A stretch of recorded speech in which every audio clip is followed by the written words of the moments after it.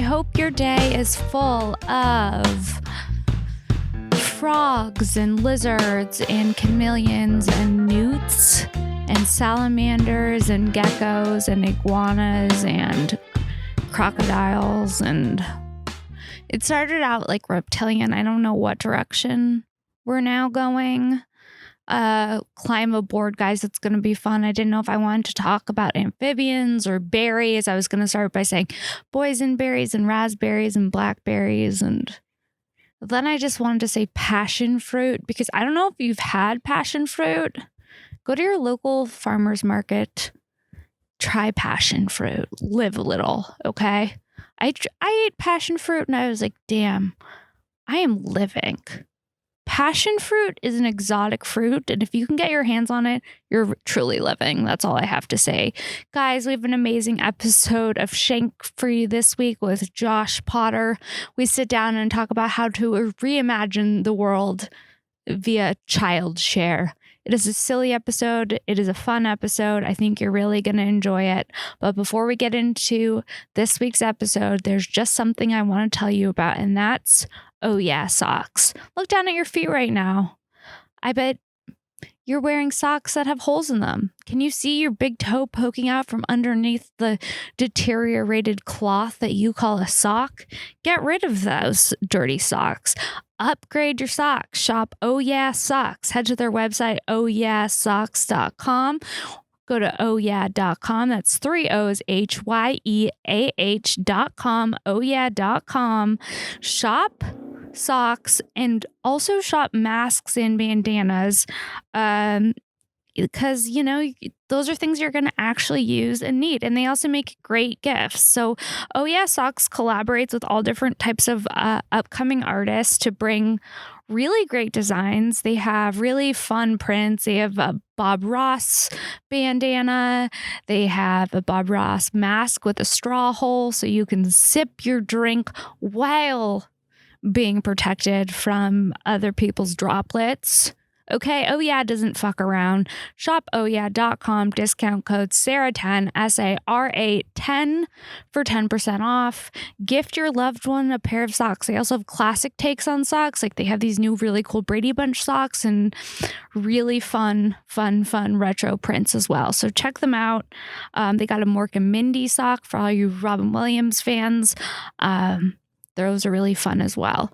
Guys, if you know me, you know there's one thing I love, and that's cannabis. That's right. Your girl Shank, that's me, likes to smoke a little bit of weed. Why? Because, you know, sometimes you have to escape the everyday monotony that is life during a global pandemic. Some days you just need to give your brain a little bit of a vacation. And you know, I love to give my brain a little bit of a vacation. And when I want to give my brain a vacation, I go to Libra. That's right. Libra is my favorite dispensary. Their flagship store is in Palm Desert. They truly, truly have one of the best curated dispensaries I've ever seen. And I've been to a lot of dispensaries. They have the top brands in flower, CBD, edibles, vapes, concentrates, you name it. They got it. Check them out. Follow them at Libra Shops on Instagram. Head to librashop.com to shop online. If you're passing through the desert area, I can't recommend them enough. Tell them Shank sent you. Guys, we have an amazing episode for you this week with Josh Potter. If you're enjoying the show, please, I urge you to leave a review, tell your friends about it, subscribe on YouTube, all of those fun things. And I hope you enjoy this week's episode of Shank with Josh Potter. Here it is, everyone. Hi, guys. Welcome back to another episode of Shank. I'm Sara Weinshenk, and today's guest is Josh Potter. Hi. Hey, how are you? I'm good. How are you? Thank you for coming on. Have you talked about it?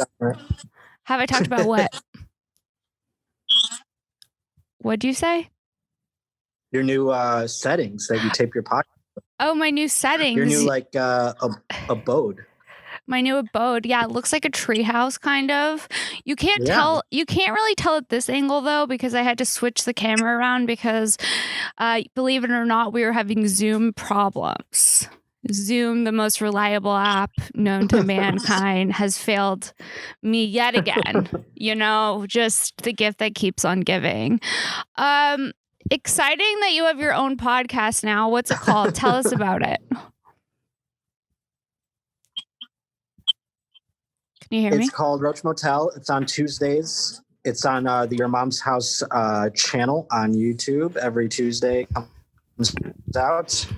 So you can get it there, or you can get it on iTunes or wherever people listen to podcasts. Cool. Well, how did you come up with the name of it?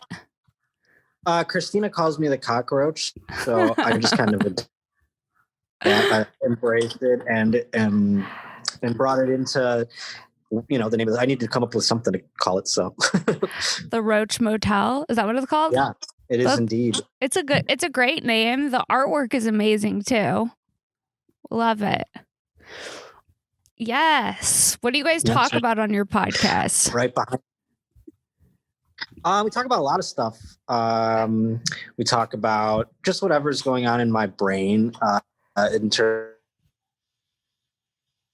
I watch a lot of sports. Sports are what give me joy, so I do talk about sports a little bit, but it's not like sports in a way that would bore. I think it's sports in a way that even you, Sarah, would enjoy. Not to say that you don't enjoy sports as they are. Really? But yes. But every time I talk to you, I challenge you. Every time I talk to you, you're always challenging me to like sports more. I feel like you're always trying to find a way to get me to like sports. It's every conversation I've had with you. Although I will say you inspired me to watch the Michael Jordan doc, The Last Dance, which was an incredible documentary. How was it? It was incredible from start to finish. I may have not finished the last one, but I did watch all others. You're welcome. It was so good. It was so good. I didn't even know that I had it in me to love a doc with that many parts about basketball. I didn't think I was going to love it, and I did. I mean... And that's why the Roach Motel exists, because it can convince folk like yourself maybe there's something to enjoy about it. Because, look at what else we have to talk about. What, politics and other bullshit? I don't want to fucking talk about any of that, Fashion, Josh, fashion. I mean... Well, that's your sports. And you have done... That's my sport. You have done a great job of getting me interested in fashion in times when I didn't think I would care. Okay, yeah, well... I've listened to your podcast and I've listened to diatribes about fashion and I've been like, interesting, So interesting. So, just step outside of your comfort zone. Subscribe to the Roach Motel. I feel like most people listening to this podcast are looking for... Exactly. They're like, yeah, Shank is great, but what's missing from my life? Sports.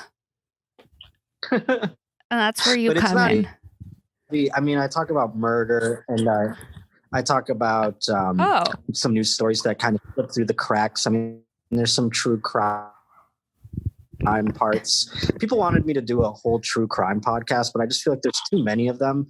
And it makes me sad after talking about it for too long. So I can talk about it here and there and it's fun. You dabble. But I wanted to throw in some sports and some things that give me joy. Yeah, exactly. I dabble. You dabble in crime and murder. Exactly. Okay, I respect that. I mean, listen, so I'm clearly going through something. For the female. Because I I talk about sport. I talk about murder for the women. Oh, you know what the women love? Murder. I never listen to murder stuff because it freaks me out. Have you been watching the movie, the series, The Undoing? Have you seen that? It's with Nicole Kidman and Hugh Grant. No. I feel like during quarantine, I gotta say I've not been watching much during quarantine. Well, I really haven't. I've been playing a lot of video games. You're killing it on Twitch. It keeps saying my internet connection is unstable. I'm doing pretty well. But it makes me feel like I'm unstable when it says that. It feels like it's picking up on my energy. Speaking of picking up on my energy, okay. So there's a dog that there's a dog that I may or may not own sitting next to me right now because I'm in a dog share. I've talked about this before on other podcasts, but just to brief you on what's been going on in my life, I am I'm a dog share owner. I share the dog with 2 other people. Wait. You share that's so amazing. Yeah. For the record. Yeah. I just wanted to hear your reaction to the dog share. So you can't have the responsibility of the dog all the way. No, I can't. That's like right up your alley. It's perfect. I've never even heard of that before. You're the first person that I've ever heard from, and you're the only person that I could have ever imagined doing that too. That's hilarious. You're like, I'm in an open relationship. 2/3 of a dog. Yeah, I'm in an open relationship with this couple and their dog. Okay, so anyways, so here's the deal. So the dog, I signed up for the dog share before I realized the dog is heavily emotionally disturbed. I mean, the dog couldn't be more mental. He's manic. No wonder nobody wants him all the time. Nobody does. That's why it's a perfect situation for him. So they came home and they said, that's why he's manic. No, he also has one eye that's blue. It's like a crazy eye. I'll show you him if he comes over. He has 2 different names too. Things are really. Yeah, this dog sounds like me, and nobody wants him. I named him. Okay, so they named him Barney, and I was like, that's not really for me. So I named him Bowie, which sounds kind of the same, you know. So the dog's fully confused. He's getting called 2 names all of the time, and he's 100% on an anti-anxiety medication right now. And I got to be honest, I didn't put him on it, but I'm reaping the benefits of him being on the anti-anxiety medication without the guilt. I have so many questions. Okay, I'm willing to answer your questions now, Josh. So, like, I mean, it is so. You didn't put him on the anti-anxiety medication. That's not your choice as his third mother. His second. Yeah. It's got 2 mommies and 1 daddy. I just think saying mommy and daddy. You don't get consulted when these decisions are made? No. I'm like a peripheral parent. You know what I mean? Like, I'm like the dad that comes in on nights and weekends. I'm like the fun parent. You just like watch this dog. Yeah. Yeah. You're like the dog's babysitter. / sister. You're like a nanny for a dog. Kind of, but sometimes he is asleep. And they're not my parents. I don't know. I don't really understand the situation, to be honest. I was like, so these people. I'm starting to question whether or not this couple has just brought you into their relationship, and like they just feed you and pay for your bills, and like you are their other dog, and you're like, I'm helping with this dog. Yeah, I'm low key the pet. I'm held hostage. Share, but you're like their second dog. Yeah. No, yeah. Like, so this dog gets really bad car sickness. It did projectile vomit the situation in my car a few days ago, and that's when I was like, I'm so glad that it is it's only 1/3 my dog. Yeah, that's when you pass them along to the other ones, and you say, okay, I think he's had. You should do this with children. That's what I'm saying. If having a kid would be so much easier if you could have a kid in a throuple. Like, you know what I mean? Yeah. Like, it takes a whole society. Like, then it can divide the pressure so much more and be way easier. Like, not only that, we diminish population growth by couples sharing children. Co-oping. But also I just feel like people are so narcissistic. They're gonna be like, I need my own that looks like me, you know. Well, this is how you thwart that. You start genetically engineering children so that it has all 4 people's DNA. Whoa, that is some fucked up shit, Josh.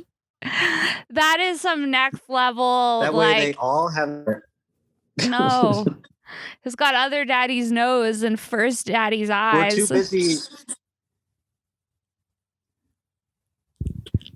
We're too busy worrying about making babies with just 2 people. We can make them with 4, with 6 people. 6? This was 6, not 7.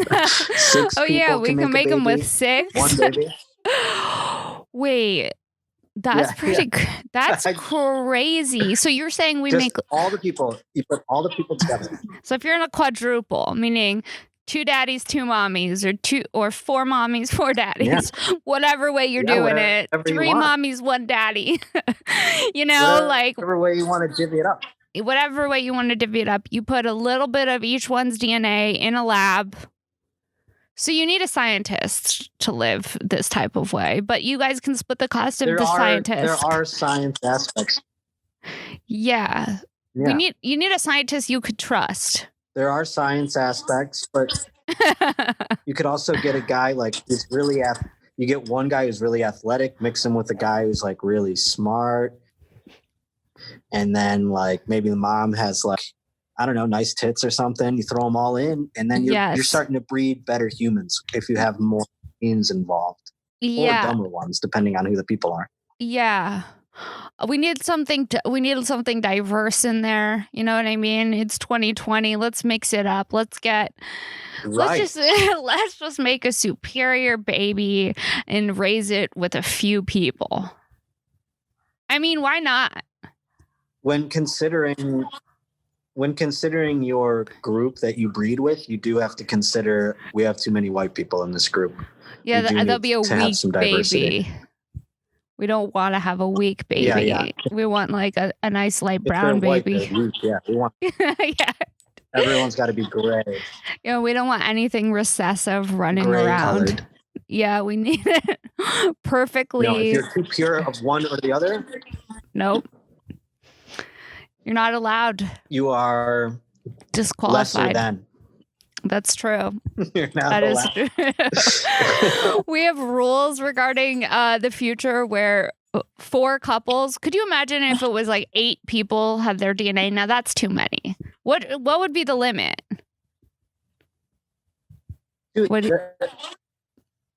I mean, I would cap it there, and I would say that only a few fringe Looney Tunes would go that far. I think the average would be 2 couples. Right, but that would be the traditional. What do you do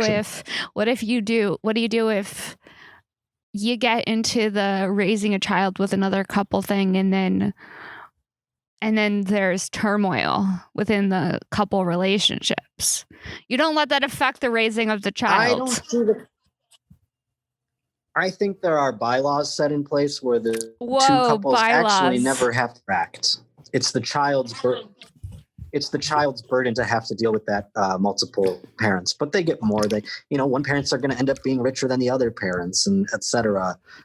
Right. I haven't gone and thought this through far enough to wonder whether or not you have to be socioeconomically equal when you do this together, or if you could have no. If you're tall, rich and poor parents. I don't know that any rich could get with any poor parents, unless it was for some athletic stock, perhaps, that they needed to implement in their gene pool. Yeah, these are all things to consider when we start the new world. When we start the new world child share. Whoa. Yeah, when we're shaping our next society. It's he's poor, but it doesn't matter because he's tall as fuck, and we're trying to breed a superior basketball player. Let's go. Have you seen him throw a baseball? That's why we're bringing him inboard inside this. Yeah. Yeah. Or actually, sorry, you didn't make it to the next round. I didn't like the way you threw that baseball. Your arm looked weak. Yeah. Well, Can you tell me your SAT score again? Yeah, exactly. Can you tell me your diet habits, your drug and alcohol consumption? No, we already have a mother who consumes too much THC. We don't need you. Next. we need a sober mom. We already have a bipolar mother. Yeah. We already have a bipolar mother. We don't need your manic depressiveness interacting with that. So sorry, you're out. Yeah. Sorry, you have a history of anxiety attacks. We don't need that. You're out. You know what I mean? We're going to be really... on the other hand, though, you'll have people that don't give a shit about any of that, and they're in it for fucking and making the baby together, all 4. Because I think there would be a ceremony. While it's impossible to combine all 4 people's DNA together and make a baby through sex, I still think sex would have as like a ceremony. Do you think that they would all be having sex with each other? Yeah, like an orgy has to occur. So it's like a community. It's like a sexual community, but they also raise children. It's part of it. You have to do that act just like real life, even though it really is inconsequential to the actual baby. Okay. So, I mean, listen, I think this could really take off. I think people are into the division of labor these days, especially when they're having to like homeschool their kids during a pandemic. Like, I would be down to share a kid. Then it's like, you know what? I don't have to teach him math tonight. He's with his other mom. Well, exactly. Yeah. You'll only have second period, whereas you'll have other parents take it'll be like you'll have a whole school of teachers because you'll have like 6 other parents. You're like, all right, I got biology, you got fucking math, you get social studies, that kind of thing. Okay, so I only see the kid. It's going to work. Plus, there'll be less people. We'll constantly create less people. It's going to work. Would you do a child share with another couple? Yeah. 100%. You would? You're saying no hesitation. No hesitation. I would even like to divvy it up by years. By years. Like, you get them from 0 till 5, and then I get them from like 5 to 10. Ooh. And then you get like 10 to 15. Yeah. And then I round out the teenage years, and then he's on his own anyway. 10 to 15. I'll take the extra 3. 10 to 15, I will pass on.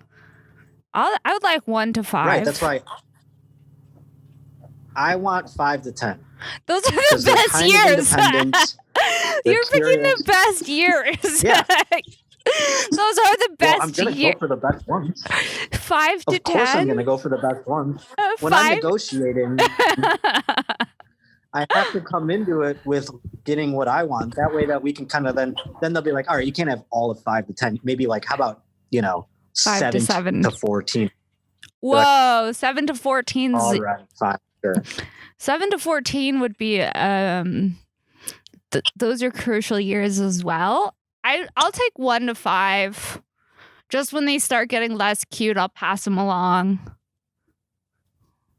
5 to 10 sounds fun. I don't want 1. Yes. I don't want 1 to 3 because you get the terrible 2s or the terrible 3s, whichever one happens. I don't know. You get them pooping in their pants still. They're still like unable to fucking not puke on themselves. They're still eating weird and like shoving shit in their faces and eating garbage off the ground. Could possibly kill themselves at any moment. Yeah. Give me 5 to 10 when they're just eating chicken nuggets, watching Nickelodeon. Maybe they ask you what sex is once in a while, and you have to like, I don't know, or whatever, that's it. And then, what else do you have to deal with? That's so terrible. That's it. Exactly. And I feel like you would like to just like that lifestyle. You guys are eating mac and cheese. You guys are having sour patch kids. I feel like this is right in your wheelhouse. I take them to see Jurassic Park or something, or like scare the shit out of them, or like you take them to see Jurassic Park or something. Perfect time for them. You take him to see Jurassic Park, but guess what, Josh? His other dad already took him. or I take him to see a scary movie like on his 10th birthday, and then he's traumatized forever, and then I give him to the other dad for the next 5 years. And you're like, best of luck to ya. Yeah, there are those like go. Did you ever go to like another a kid's birthday party and then you went there and you had like a terrible time and wanted to go home immediately? Oh my God. Did you ever have that code with your mom or your dad where you'd call them and you'd say something so you didn't have to be like, come pick me up? You'd have like a code. You'd be like, did Aunt Shelly call? And then they'd know that meant that you want to leave that party. Did you ever do that? We did not have a code. Did you have a code? Your family had a code. Your family had a code.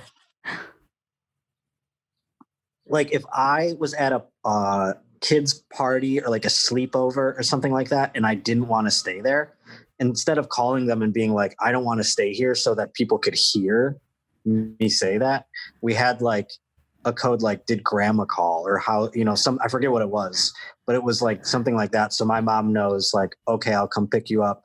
And then she would get on the phone with the parent and be like, I have to do this or that. So it wouldn't be on me then. Do you know what I mean?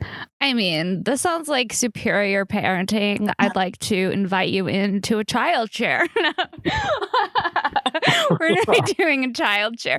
We have to sit down with other families I to will talk happily be involved. with a child chair. My friend brought me I have this. some things we have to make up for genetically. We need somebody with superior eyesight, very sharp eyes. Yeah, we have to do things to help make up for that. But yes, what is that you're drinking? A Celsius. It is an energy drink. This show is not sponsored by Celsius. Is that an alcohol one? No, it doesn't have alcohol in it. It's Chelsea Skidmore brought it over. She said her and Steven weren't feeling the kiwi guava flavor, which that is an interesting flavor. So right? She passed it off to you. That's nice. Yeah, but I've like almost finished all of them. That's like the White Claw package where someone's like, I got a mixed pack, but here's all the fucking limes you like, here's the garbage flavor. Yeah, kiwi guava. It seems like they were just like, well, I don't know. When you mix all those kiwi guava is weird because it's like, who knows really what a kiwi tastes like by itself? They're always pairing kiwi with other things. Strawberry. I know what a kiwi tastes like by itself. I don't know what a guava is. A guava is like an exotic tropical fruit that people in Hawaii are stoked about. But like, what is that? Guava was like I thought that was like a mood. Mood guava. Yeah, guava. Like I thought it was like a vibe. Like kiwi guava was like a vibe. Yeah, kiwi guava. Like tropical. It is a vibe. Well, let me tell you, it's a vibe. So I've been living off these Celsiuses. This is not sponsored by Celsius. I have to sneeze. I have allergies. That's not good for the child chair. Uh-oh. Bless you. I'm just drinking Red Bull. You're drinking Red Bull? How many Red Bulls do you drink a day? Straight up regular Red Bull. It depends on the day, Sarah, but yeah, definitely multiple. More than 3? Sugar-free. I'm drinking a regular sugar-full one. Oh, he's living dangerously. More than 3 in a day. Okay, I have a question. Do you feel like you just are always tired? I've drank, yeah. You do? But then also that I can never sleep, so. I feel the same way. Is that just being an adult? I'm like, I have insomnia. Maybe. I think it's just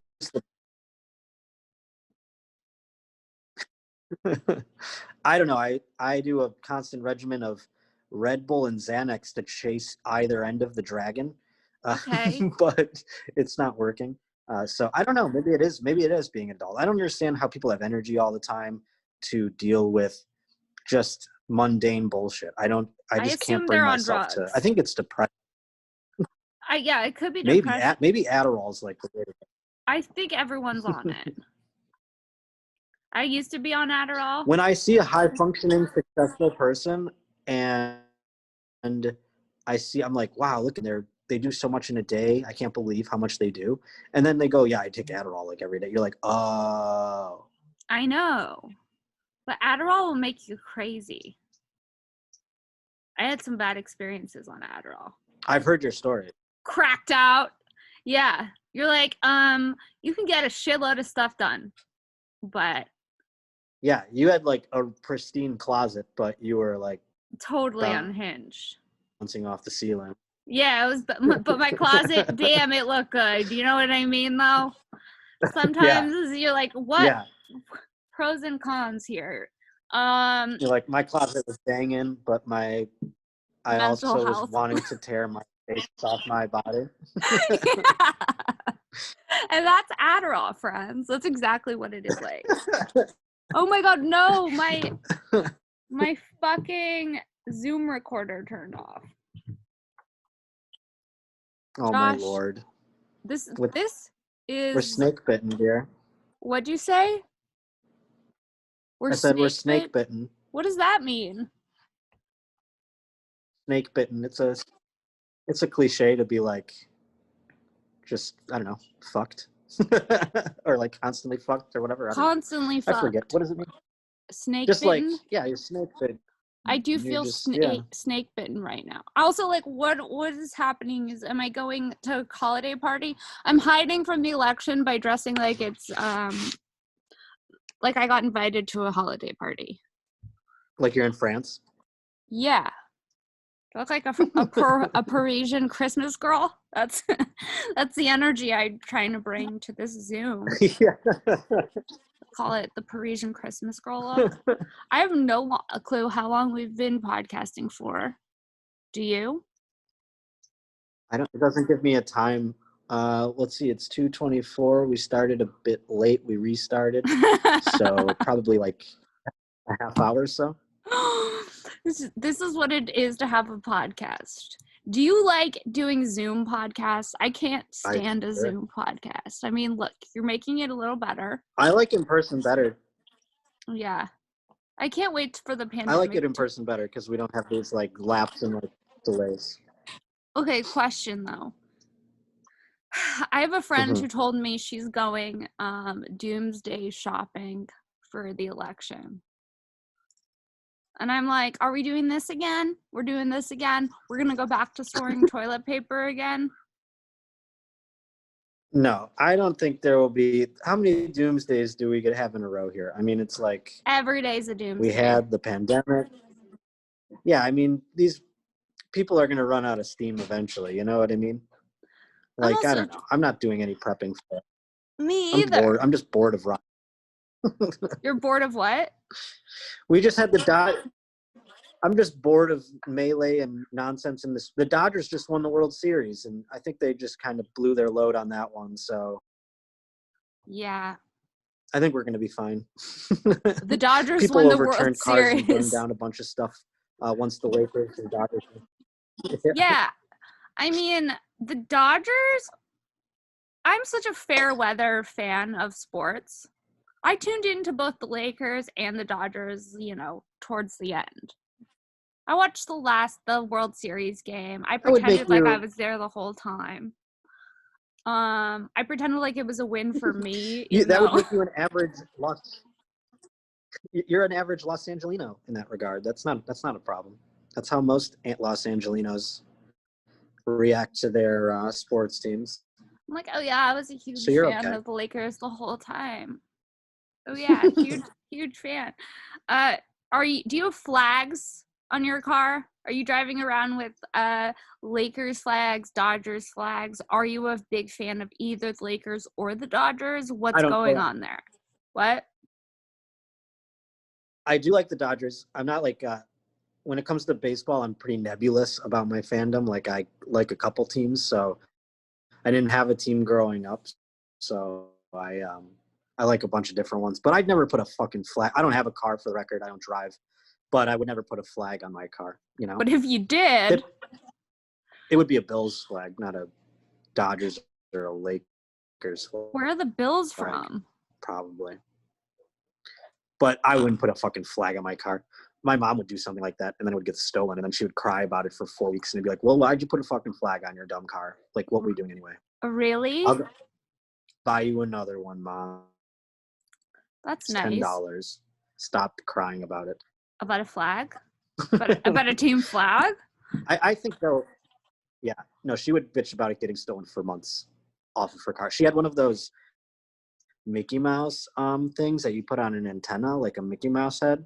Oh, yeah. Yeah. You put on the top of your antenna. Yeah. And someone stole that off of it, and it was like someone stole her entire car, the way that she reacted. That's something that would really trigger me. It was like they might as well have just taken the car. It's just a Mickey Mouse antenna topper. That would trigger me so much. Does she love Disneyland and Mickey Mouse? She was triggered. What? She was? Oh yeah, she's a Disney. She's always been a Disney, like, deranged Disney lady for sure. Really? I know way too much about Disney because of that. Like what? Like Like what? more than you ever. I mean, what if we were at a bar trivia and there was a Disney category? You'd be like, "What? No. How did you get all that?" I swear No. to God. Do you have Disney Plus? I do. I pay for my entire family's Disney Plus. Whoa. That's like one thing I do. I've never watched it though. You should write that in your bio. I give it to my sister, my mom. You should write that in your bio for the child share. That's a great. Yes, I have the Disney Plus. Yeah, that needs to be. Yeah. Put that in my profile. Yeah. I can put that in my fucking Bumble profile. Yeah, you could. Disney Plus. Yeah, I pay for my whole family's Disney Plus. No big. It's got Hulu. It's got the Hulu ESPN package. You know, it's all a bundle. No big. I have that one too. I never watch Hulu. Do you? What subscriptions do you have? Hulu. I think I have 5 free Hulu. I think I have 5 free Hulu subscriptions because it seems like when you get a subscription to anything, they just throw Hulu in. So I don't know who's buying Hulu. You know? Yeah. Disney Plus through Hulu in. Spotify's like, you want free Hulu? I'm like, well, this guy already gave it to me, so. Hulu's a huge Hulu slut. just gets passed around. It's like. Yeah. Close your legs, Hulu.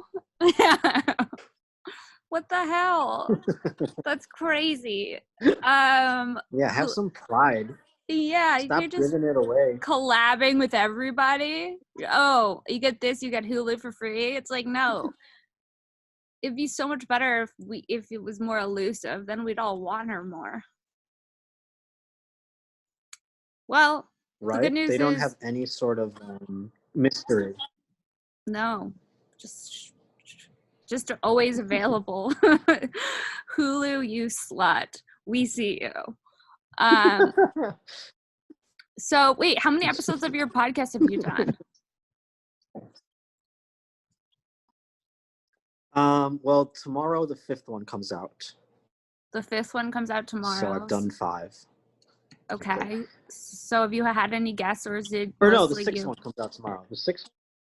Oh, you're so passionate. You lost count. I'll tease that we'll have a very. Yeah, I did, I guess. It's been solo thus far and will be, for the most part, solo, but I'll tease that we will have a special guest coming soon. Ooh. On one of the episodes. Okay, well. Ooh. Can't wait for that.